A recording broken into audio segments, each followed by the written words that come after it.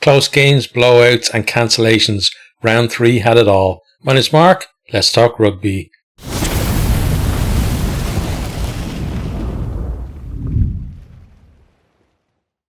Yeah, there was a lot, that happened in round 3 of the Challenge Cup.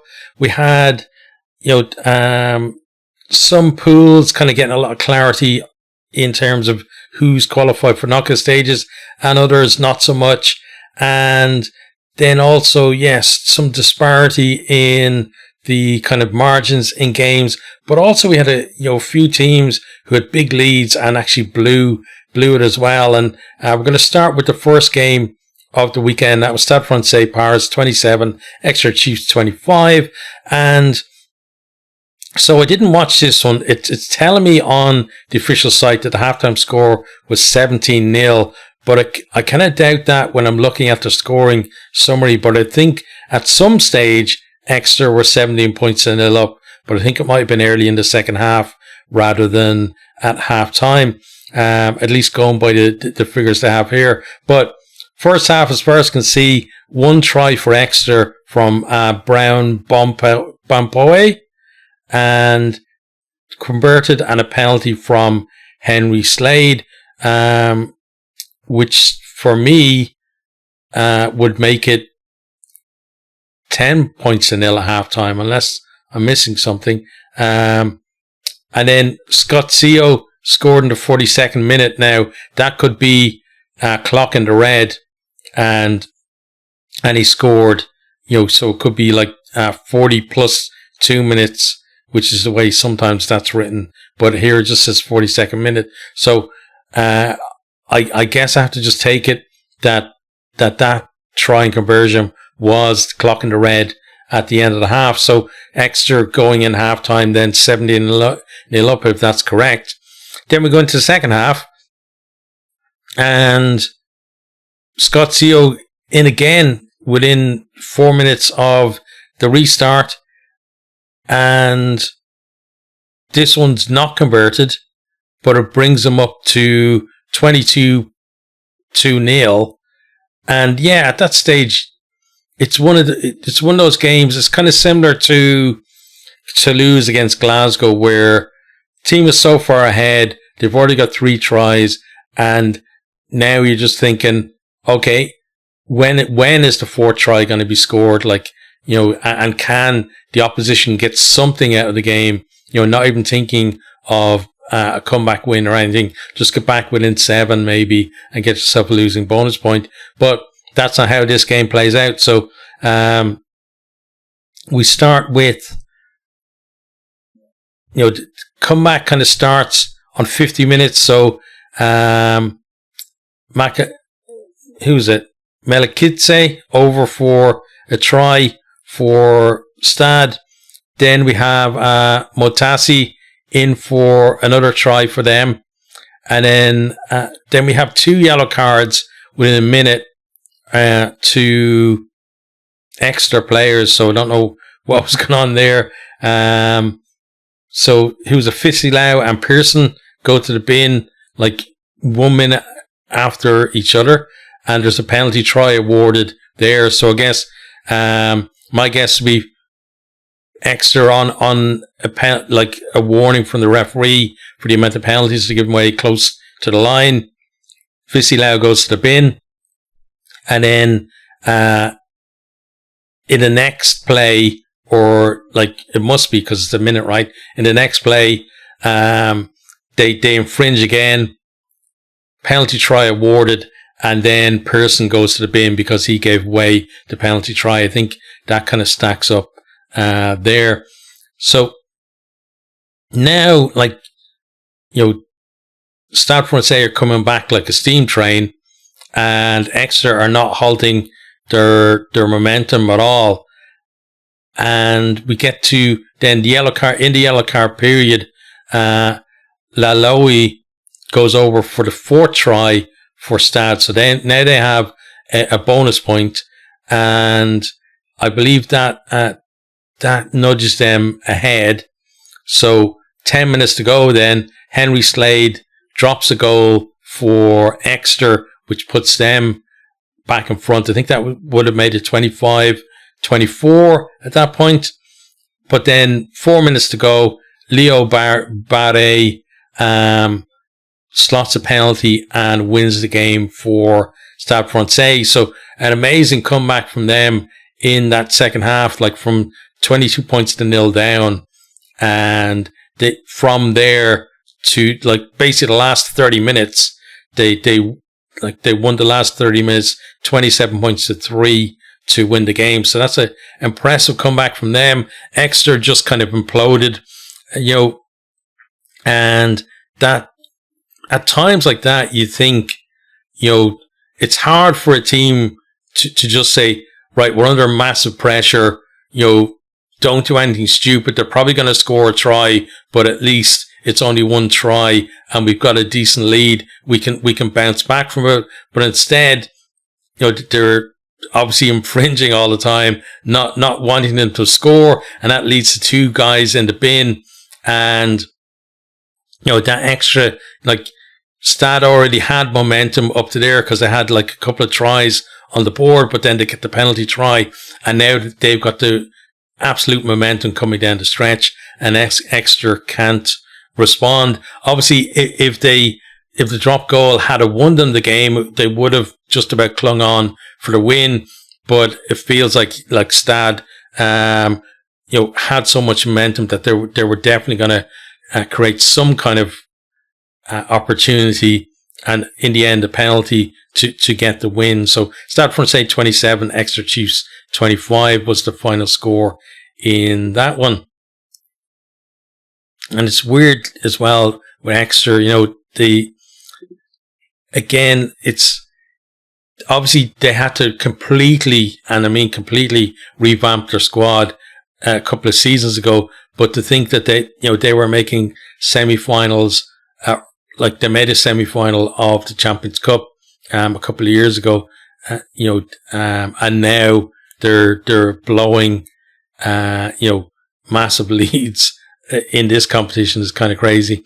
Next, then we have is US Montauban 28, Black Line 31. So well done to Black Line getting themselves first win in the competition. These 2 teams are on 0 wins coming into this round. So one of them, unless there was that unlikely thing of a draw happening in a rugby game, but one of them was going to win, get their first win on the board, and it happened to be Black Line. And the first halftime they're leading 17-7. So they hit an early try from who was it? Sirakidze, I think, over. Then they get another 2 tries before the break as well. And we have 1 try in response from Montauban. So we're at 17-7 at the break, and only 1 converted. Actually, we had a penalty try as well to Black Line in that first half on the 35th minute, and there was a yellow card, obviously, for giving away the penalty try to Montauban as well. So I don't know how, like, they couldn't have gotten 4 tries in the first half and only been at 17 points. So I'm not sure about these halftime scores on the official site, but it looks like they had 4 tries in the first half, and the game pretty much won. Then the first couple of minutes of the second half, they get in for a 5th try, and from there, it looks like it's game over. But then Montauban start coming back. 56 minutes to Costa over, then 64 minutes Wilkins over, and then 76 minutes Boswiel it gets over as well. But from there, the 4 minutes left to find something, penalty or drop goal for a draw or a try to take the game, but they couldn't produce anything else. But it looks like Black Line, having dominated the first 40 odd minutes, just about hung on to the win in the end. It was could have been another Exeter really, And I guess for them, the saving grace was the fact that they built up such a big lead. But yeah, final score, US Montauban 28, Blackline 31. Right, on to the next one here then. Once it comes up on the site, there we go. So Newcastle Red Bulls 26, Perpignan 19. So, Newcastle Red Bulls, definitely the sensation, I think, of the pool stages so far in this competition. They've obviously, there's been a lot of investment in there. Hasn't really paid off that much in the Premiership, but it has so far in this competition for them. And you would expect them just to get better and better as well as the season goes on. So Newcastle leading at halftime 14-12. So we had tries from Wade and Arnold for them, and Yato and Granel for Perpignan.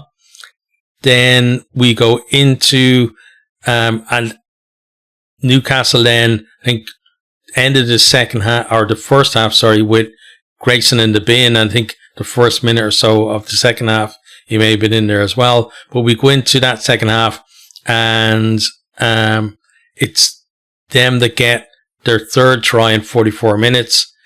And then they complete the bonus point with McGuigan, it was, on 57 minutes, goes in. So at that stage, it's 26-12, I think, on the scoreboard. And comfortable enough lead coming down the stretch. Maybe Granel gets over for another try with 15 minutes to go. Kind of makes it a bit more kind of tense, there. But, and I think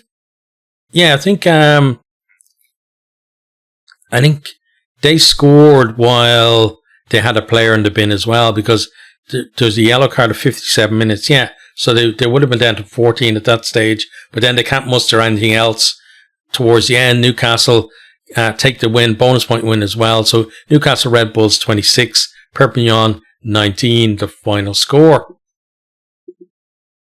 But yeah, a lot of close games in this competition at the weekend, and the only pity really is that all of these games are obviously up against the Champions Cup games, and there was a lot of good games there. So unless really you're a fan of the particular club involved, it's not going to get as many eyes on it, which I really do feel is a bit of a pity that that we can't separate the games out a little bit more, so that some of these games at least could get a bit more kind of the spotlight on them. But next game then is the Emirates Lions 42, Lyon Olympique Universitaire 33. So halftime score 28-14, and then the second half gets a bit closer after that. But starting off a bit of a kind of back and forth, we have who is it? Hlekani, I think, in for a try for the Lions. Then Mignot for Lyon. Then Creel in for the Lions. And then they start kind of taking a bit more control of the game. You have Kieran Horn over and Renzo Duplessis in as well just before half time. But there's still time for Lyon to get another try before the break. So, Lions have their bonus point there, but Lyon kind of staying a little bit in touch with that one just before the break. And then they score another one just after the break through Gonzalez. I think the conversion is missed on that one, but at that stage then it's 28 points to 19, so not that much between the teams. And then Angelo Davids in for the Lions on 45 minutes. And we have a third try then for Lyon on 53 minutes. And yeah, it's kind of close coming down the end, but there's still two scores ahead for the Lions. And then we come into kind of the last 5 minutes. We have Parasin over for Lyon for 5th try for them. And then that brings them back within a score. But then Brandon goes in for the Lions, with 2 minutes left on the clock, converted. And that takes, makes it kind of a more comfortable last minute of the game for Lions. So Lions 42, Lyon Olympique Universitaire 33. So Lions, glad they got this win here. Lyon have been kind of disappointing this year, this competition, because they've done so well in recent years in this competition, and this year, for whatever reason, their performance really has dipped a lot. But still happy for a Euro C team to get the win in that one. Now we move on to Cardiff Rugby 32, Racing 92 13. So, Cardiff losing at halftime, 13-12, and then they produce a second half performance, that delivers the win. So, fair play to them, being able to come back, because they've had a kind of a poor run of form in the URC, where they haven't been able to do that. They haven't been able to produce the responses.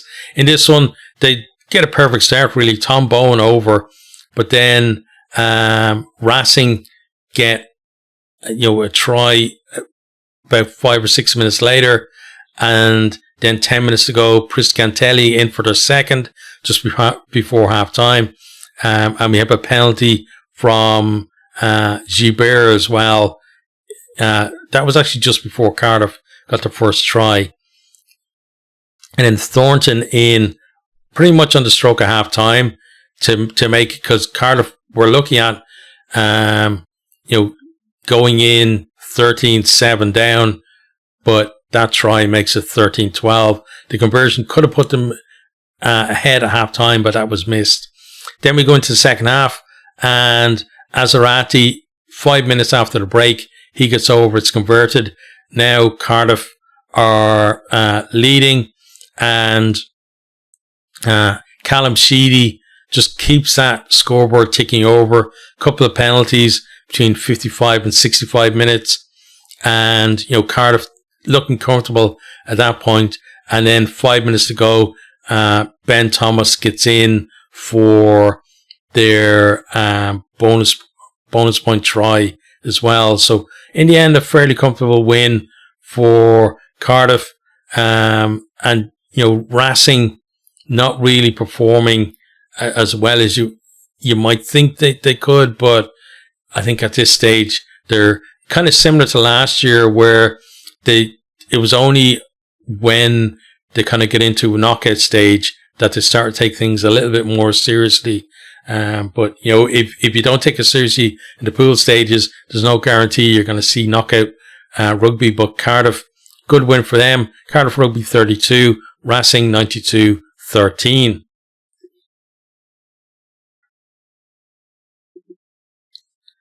Right, so let's find the next one. So, this one, a big score. Benetton Rugby 74, Dragons 21. And, the Dragons, they've been doing well recently. Been getting wins on the board and climbing away from the bottom of the URC. But,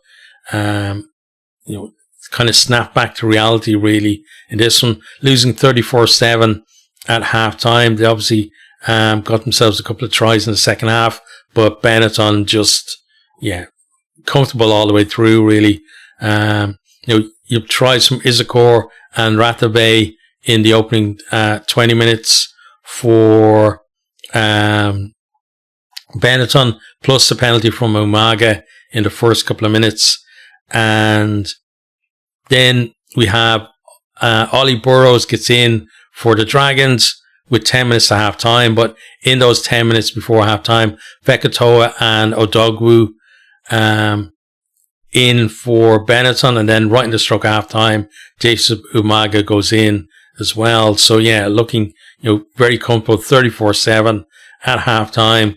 And Benetton, unlike a lot of the other teams that we've seen here, don't have that kind of wobble in the second half and either lose the game from a winning position or almost lose the game, like Black Line did. Now we go into the second half, and we have Lyon gets in for them, then Odogwu with his second. Then we have Rio Dyer in for the Dragons. Amaga gets his second. Then Lyon gets his second as well with 10 minutes to go. Then Marine in with 5 minutes to go. Lewis Hughes gets the Dragons third with 3 minutes to go. And then clock in the red. Benetton, foot on the throat, really. 2 minutes, clock in the red, and Marine gets in for another try. And that tells you, when a team has been absolutely ruthless, because in that position, a lot of clubs might have just said, well, the game is well over. There's nothing more we can get out of it. We'll just kick the ball off the field. But they were like, no, we're going to keep going, and we're going to get ourselves another try. So Benetton Rugby 74, Dragons 21. Right, so I think we got 2 games left to go now. Just gonna find them here on this official site.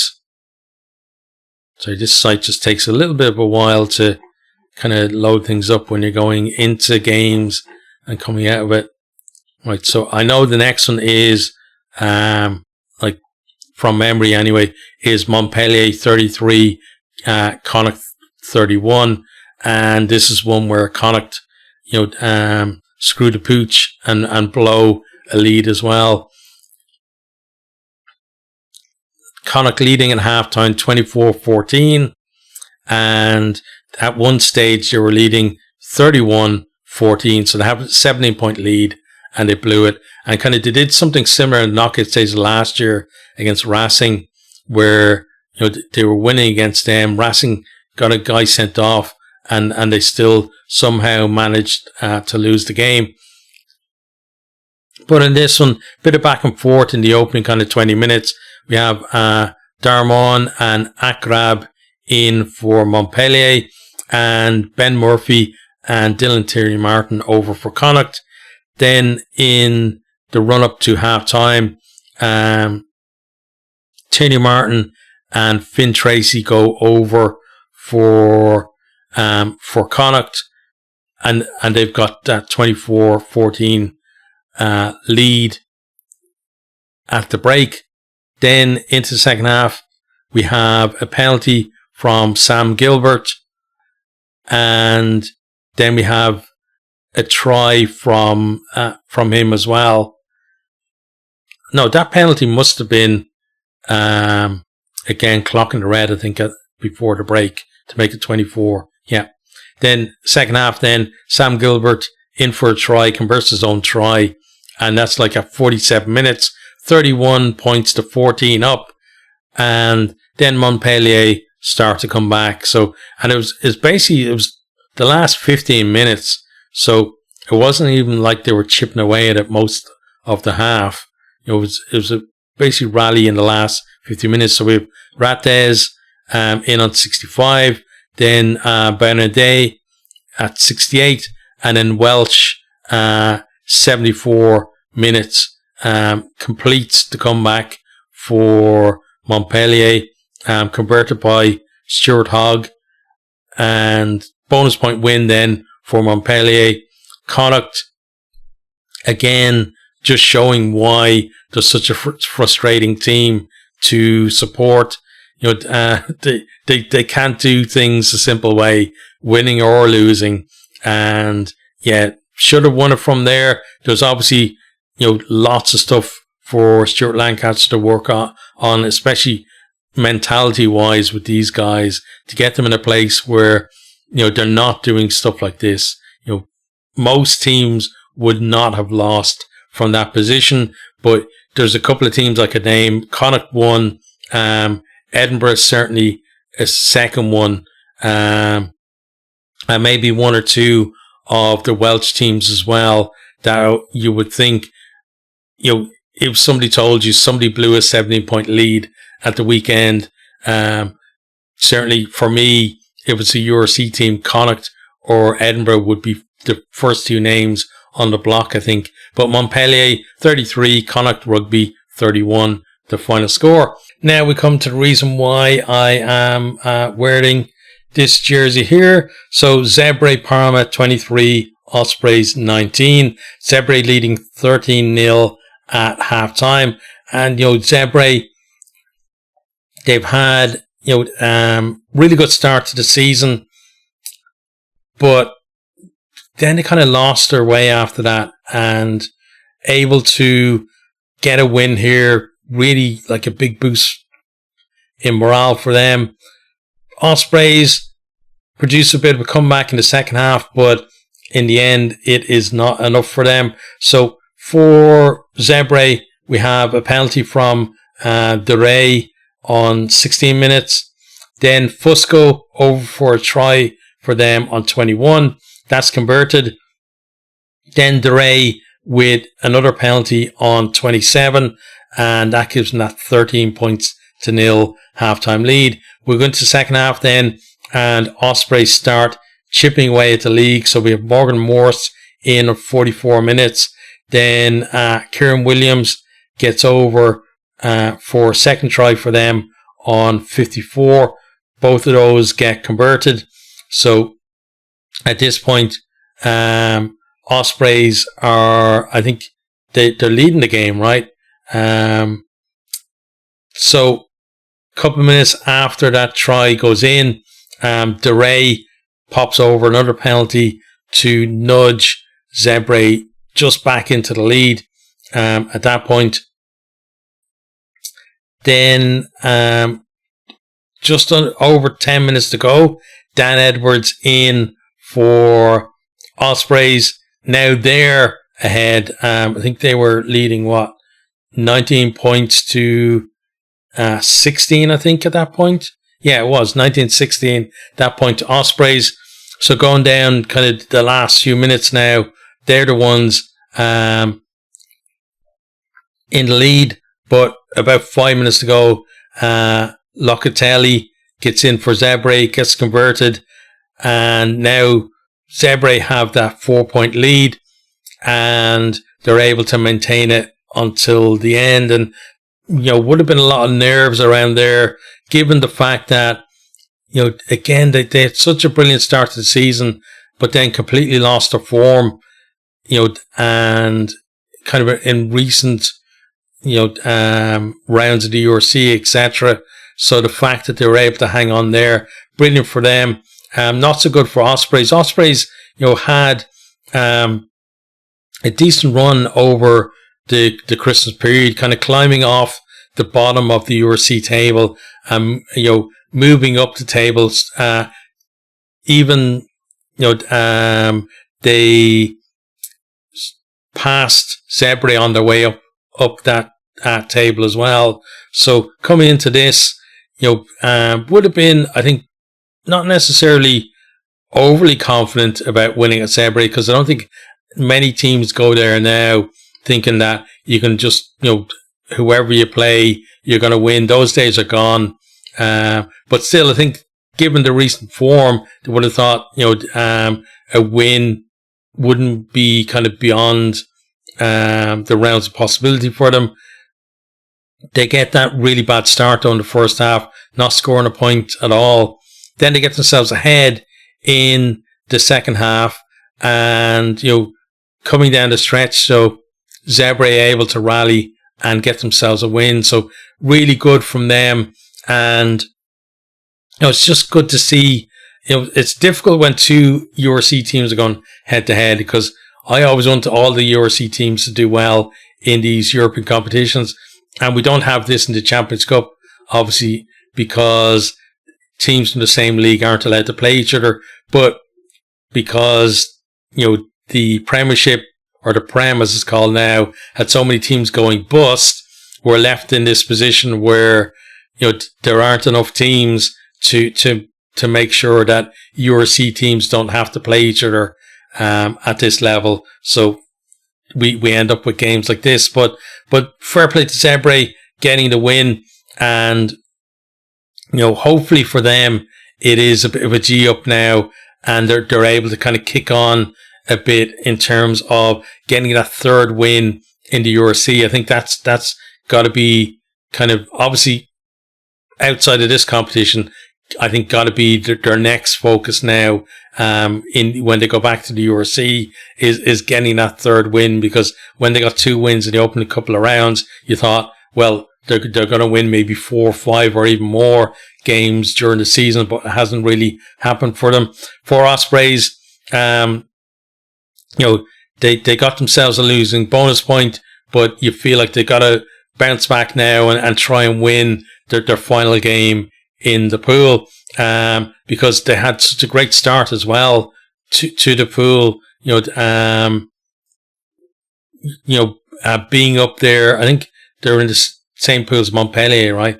Being up there at the top of the pool, and now they've lost this one and potentially lost a chance to be like the top seed coming out of the pool. But we're going to see what happens in that final game. If they can win that final game, they've got a chance, I think, to top the pool.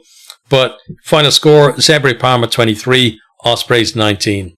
And then we come to the final game of the weekend, but it didn't actually happen because the Toyota Cheetahs, the first venue they had in the Netherlands, was frozen. And we heard, I think on Saturday, that pitch was unplayable. So then the game was moved to an alternate venue. And then I think early on Sunday, then the referee ruled that pitch was also unplayable.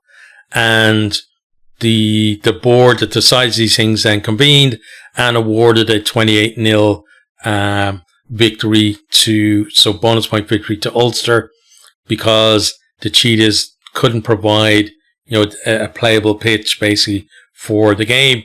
And there's a couple of views on this. I think the first thing we've got to talk about is just the fact that the game was awarded to Ulster and it was a bonus point win. Now, the whole COVID situation has kind of set the precedent for that, and that's not really a surprise, honestly. If it had been the other way around, Cheetahs would have been awarded the win.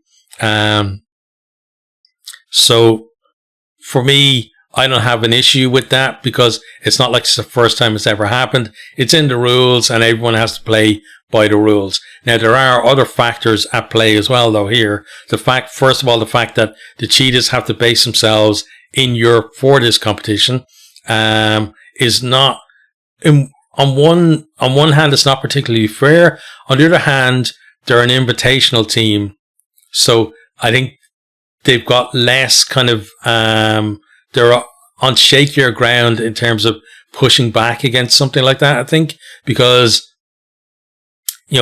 they might be thinking, well, we have to kind of agree to that because that invitation could be taken away from us, and they don't get to play many games at this level. So, and I'm sad that, that they had to kind of leave the Pro 14 when when it changed to the URC and the other South African teams came in, because I think it would have been great to keep them in there, but apparently it wasn't possible. But yeah, so I can see why it's unfair to them, but also can see what the dynamics are at play in something like that as well. And yeah, it kind of makes it difficult from that point of view for them, like that. I don't think they're in a position to be able to say, we want to play our games in South Africa. I think it would be fair if they did. Like, teams in the URC have to travel down to South Africa all the time, and teams from South Africa have to travel up to Europe all the time to play games. So I don't see why, other than the fact that they're an invitational team, why it's different for the Cheetahs than it is for other teams. Now, there is a problem with South African teams as well, like when you get deeper in the knockout stages, not being allowed to have home ties as well. I don't think that's fair either. And I'm pretty sure I know which leagues the insistence on that came from. I don't think it was, well, I'll just say I don't think it was URC teams that were saying that the South Africans can't have home games later on in the competition, or at least I hope it wasn't, but I don't think it was. I think it was the Prem and top 14. Probably most likely the Prem, just because a lot of the tweaks and changes seem to come from the Prem teams for these competitions. But yeah, I don't see that as being fair for them. But also, again, I see the whole thing of their invitational. You have to do X, Y, and Z. If you don't, well, we'll invite somebody else instead, who will play in Europe. So that's an issue. And also, I think, given the short time they had to find an alternative pitch, it was obviously an issue. And, not having like undersoil heating at either of those venues, an issue. But also had an issue, a couple of years ago as well, where they had to move. They were trying to move a game because Ravenhill was frozen too. So it's not just the Cheetahs that get affected by things like this, at this time of the year, and just being able to find a stadium that's available on that date, that is of an appropriate size and also has underground heating, for such an eventuality is probably much more difficult than we as fans would imagine. So I've got sympathy for them from that point of view. But the main thing I have sympathy for them is that they're invited to this competition. They have 4 games to play, and now they've lost out on playing that one game. Because I think if the game had gone ahead, Ulster probably would have beaten them for a bonus point. It would have been a bit of a shock if Ulster hadn't, given the form that Ulster have been in this season, especially on attack. But it's just the fact that those Toyota Cheetah players didn't get to play against Ulster this year, which I think would have been fantastic for them as a team to be able to do that. So that, for me, that's the main thing that I'm disappointed about, is that the game didn't go ahead. Now in rugby, we have pretty much, especially in the modern game, no kind of precedent of game was called off, we're going to play it on another date, because there isn't another date to play it. So we kind of knew once the game got called off and they said that it was going to go for a decision that was basically going to be awarded to Ulster. There was no real alternative for it, and that's a pity. But it's the kind of the way rugby operates, right? Either the game goes ahead, or if it's your fault, or if it was somewhat within your control, even though you can't control the weather, you can, according to the rules, control. You're the one that's hosting the game. You're providing the venue. The venue is not suitable for the game to go ahead, so therefore it's deemed to be your fault. So, but again, I still feel very sorry for them, and it feels like the Cheetahs in the past couple of years have not been getting any kind of luck when it comes to being able to play against top European teams. But hopefully, well, they should, because it won't be the home team in their final game. But hopefully they get to play that final game and they can kind of go out, maybe give somebody a bit of a scare. I'd love to see them do that. I'd love to see them maybe kind of rise to the occasion. They've got an extra week now to prepare for that final game, because this one didn't go ahead. So, but yeah, final, well, not really score, but the score awarded. Toyota Cheetahs 0, Ulster Rugby 28. Okay, so those are the results. So how does that then leave the pools? Let's have a quick look at the pools. And then, we'll kind of, it's over to next week really to see what happens from there. So first of all, Pool 1, Montpellier at the top there, 3 wins from 3, 15 points. So it would have been, an amazing performance from Connacht had they beaten them in that game. But, Montpellier, they're top of the pool, and, the reason why they're able to come back, I think, is just, you look at their performances in this competition so far this year, and they've definitely been one of the form teams. So it was a bit of a shock to see that Connacht were winning so handily in the game. And unfortunately for Connacht, not as big of a shock to see that they lost the game in the end. So Montpellier, though, top of that pool, 3 wins from 3, 15 points. Ospreys then second, so Ospreys doing, pretty well, I would say, out of this.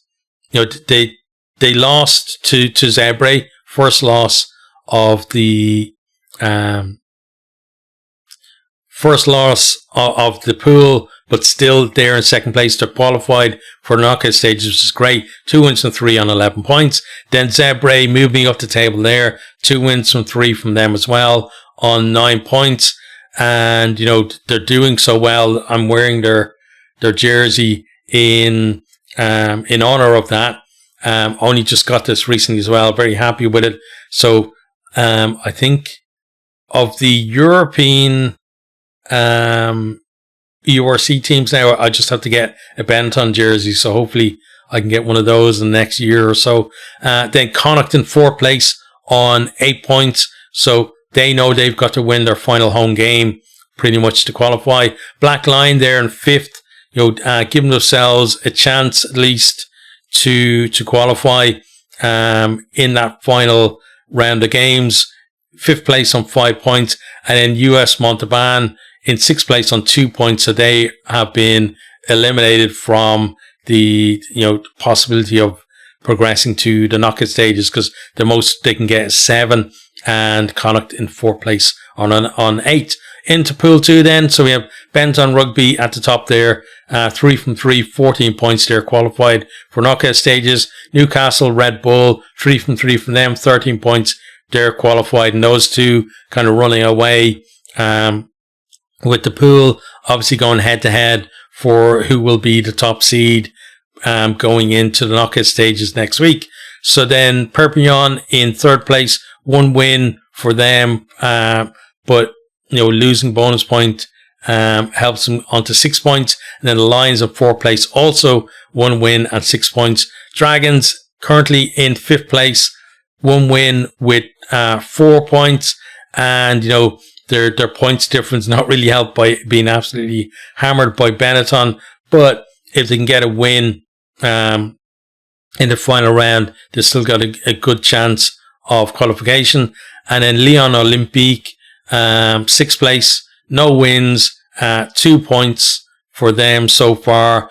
And mathematically, they could potentially qualify, but the issue for them is other results have to go their way as well. So, probably thinking that they're going to be eliminated at this stage, and maybe look towards next season. Hopefully they bounce back in this competition next year, because as I said, they have been doing really well in recent years. Then we're on to Pool 3. Everything pretty much decided here. Stade Francais, almost everything, because top seeds haven't been decided yet. But Stade Francais, top of the pile there, 3 wins, 15 points. Ulster then in 2nd place, 2 wins from 3, 12 points. Cardiff Rugby, 3rd place, 2 wins from 3, 10 points. And Exeter Chiefs in 4th place, 1 win and a draw on 9 points. And all of those 4 teams are qualified for the knockout stages, because Racing in 5th place, only 1 draw, and they've only got 3 points. And Toyota Cheetahs in 6th place are there on 0 points. So the most Racing can get with a bonus point win in the final round is 8. And that is 1 short of what Exeter or they have. So the final round in this pool is all going to be about jockeying for position. You know, you've got 3 teams, Cardiff kind of outside, but 3 teams who have the possibility of winning the pool. And then, you know, Exeter could still finish as high as second in the pool as well. So yeah, it's going to be kind of for these teams all about positioning, really, going into the knockout stage, trying to get that home draw, and, you know, kind of home draw in the round of 16, and then as far as you can get in the competition as well. So, but that's for next week, and, you know, looking forward to those. Again, it's a pity that this competition is up against the Champions Cup, because it doesn't get as much coverage. Obviously, even for me, like, I covered 8 games in the Champions Cup at the weekend, but I couldn't cover any of the Challenge Cup games because they're all on at the same time.